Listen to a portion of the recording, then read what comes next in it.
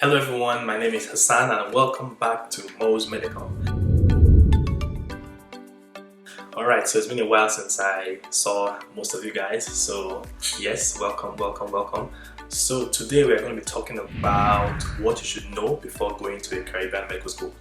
Alright, so coming here is different. It's going to be like something you've never done before. I mean, obviously it's something you've never done before, but it's really different. Right, and I think there are some important things we actually need to know or keep at the back of our minds before coming here. There are tons of things we should consider first, but these are some of the top things I think we should really have at the back of our minds before coming here. So let's get started.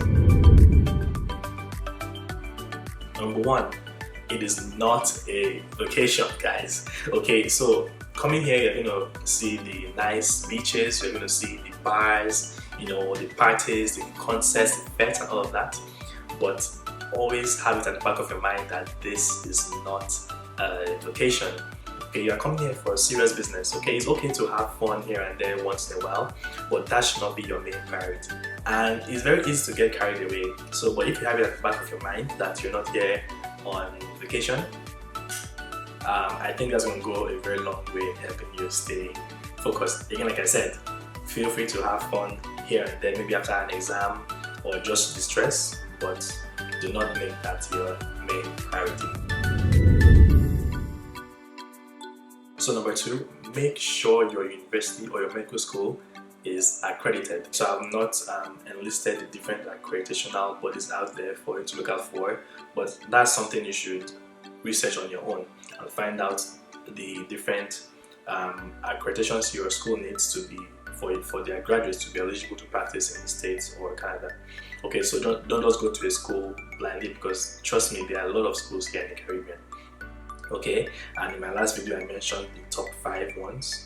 Those schools, they're all accredited by the necessary bodies because their graduates can practice anywhere in the world. Okay, but if for any reason you want to consider schools outside of those, make sure that they have the necessary accreditations, for you to practice wherever you want to practice. Just do your own research. And if, for example, you go on the school's website and you see, and the school says that they have a particular accreditation, actually go on that particular accreditational body's website and look up your school there and see and make sure and verify that indeed that school is accredited. Okay. One other thing you should really consider before coming here is the funding options available. Okay, because medical school in the Caribbean is expensive.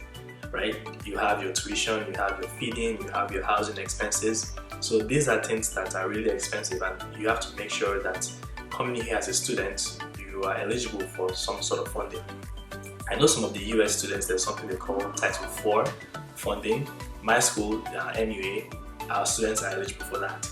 So make sure that the school you are going to, they actually have some sort of funding options available, because this is something that could really make or break your time here.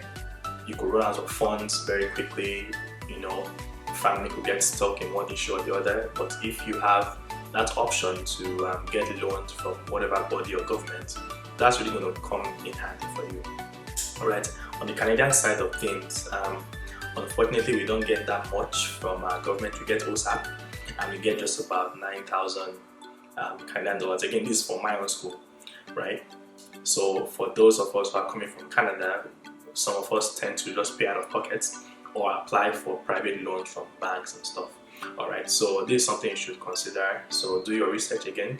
Research.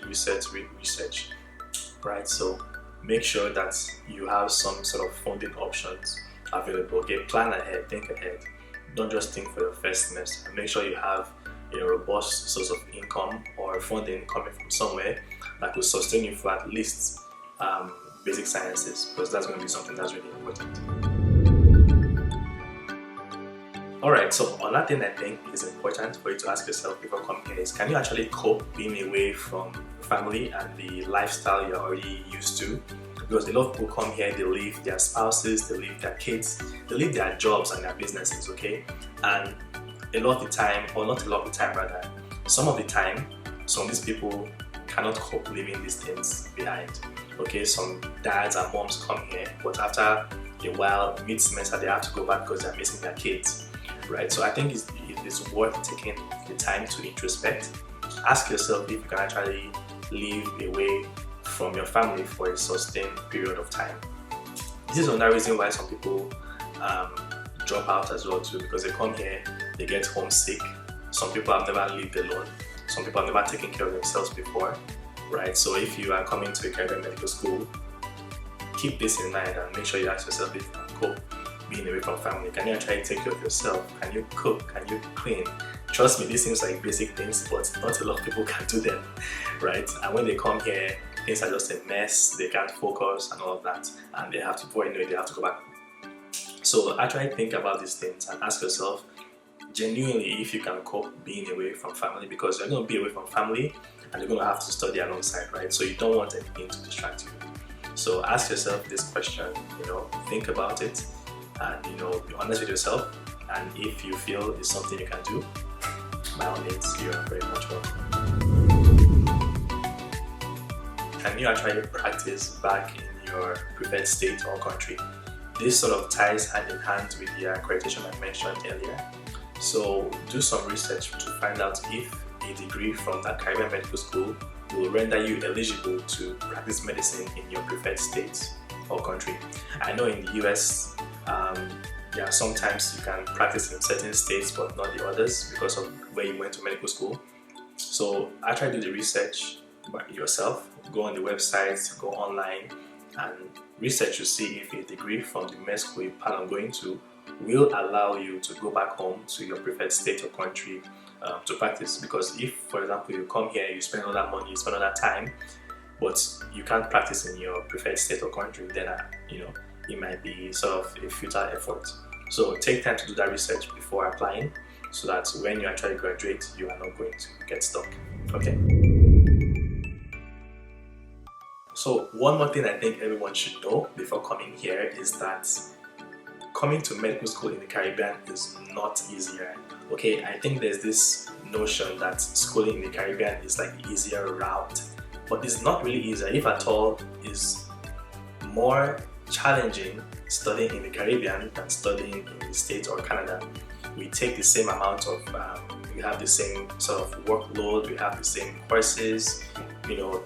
Coming here doesn't mean that the workload is less. Okay, so that's a misconception that people have. Oh, I'm going to go to the Caribbean, it's going to be easier, I'm going to do well, and I'm going to graduate.